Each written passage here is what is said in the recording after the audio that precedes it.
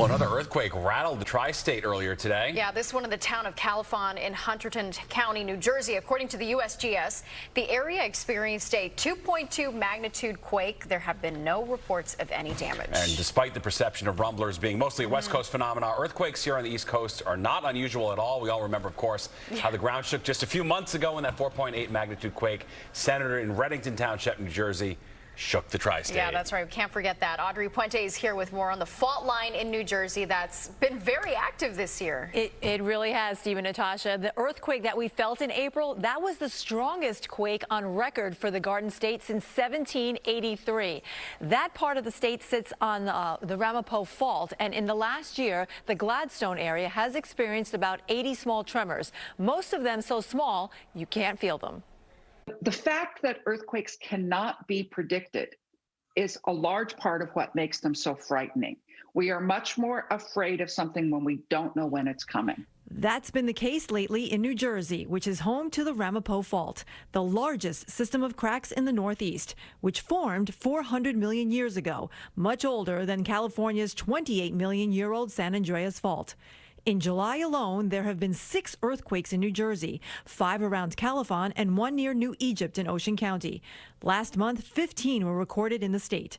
Dr. Lucy Jones is one of the country's top seismologists and says that earthquakes are common here in the Northeast. You have earthquakes less frequently than California, but you have them. She authored the book, The Big Ones, How Natural Disasters Have Shaped Us. It's more likely that that big one for you will be a hurricane.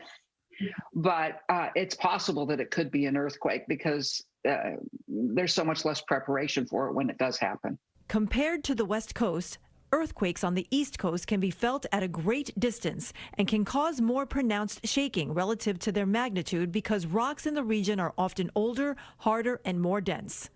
So I think you should be more concerned about your older mid-rise buildings, the sort of 5 to 10 story level. Those probably haven't been engineered for winds, and therefore will be more susceptible to what happens in the earthquakes. Data shows that about 300 earthquakes have occurred in the tri-state area since the 1950s. According to the USGS, this area has dozens of older and active faults that formed millions of years ago.